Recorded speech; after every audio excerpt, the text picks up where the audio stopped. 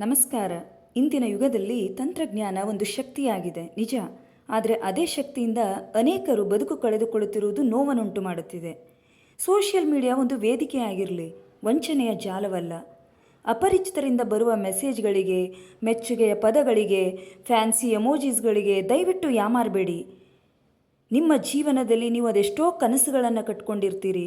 ನಿಮ್ಮ ಹೆತ್ತ ತಂದೆ ತಾಯಿಗಳು ಕೂಡ ಅಷ್ಟೇ ಕನಸುಗಳನ್ನು ನಿಮ್ಮ ಮೇಲೆ ಕಟ್ಕೊಂಡಿರ್ತಾರೆ.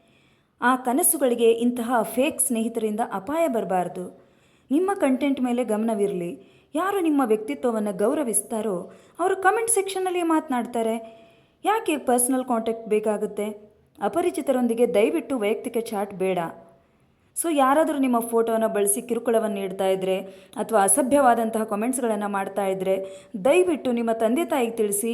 ಇಲ್ಲಾಂದರೆ ರಕ್ಷಣಾ ವೇದಿಕೆಗಳಿದ್ದಾವೆ. ಇವಾಗೆಲ್ಲ ಸೋಷಿಯಲ್ ಮೀಡಿಯಾ ಆಗಿರ್ಬೋದು, ಸಮಾಜದಲ್ಲಿ ಸಾಕಷ್ಟು ಅವೇರ್ನೆಸ್ ಇದೆ. ದಯವಿಟ್ಟು ಹೆದರ್ಕೊಳ್ಬೇಡಿ. ಇದು ನಿಮ್ಮ ಮನಸ್ಸಿಗೆ ನೀವು ಧೈರ್ಯವನ್ನು ನೀಡಬೇಕು, ನೋಟಕ್ಕೆ ಪ್ರಾಮಾಣಿಕತೆಯನ್ನು ನೀಡಬೇಕು, ಬದುಕಿಗೆ ಒಂದು ಉದ್ದೇಶವನ್ನು ನೀಡಬೇಕು. ಆಗ ನಿಮ್ಮ ಶಕ್ತಿ ಹೆಚ್ಚುತ್ತೆ, ನಿಮ್ಮ ಶ್ರೇಯಸ್ಸು ಹೆಚ್ಚುತ್ತೆ, ನೀವು ಸತ್ಯ ಜೀವನದಲ್ಲಿ ಬದುಕ್ತಾ ಇರ್ತೀರ.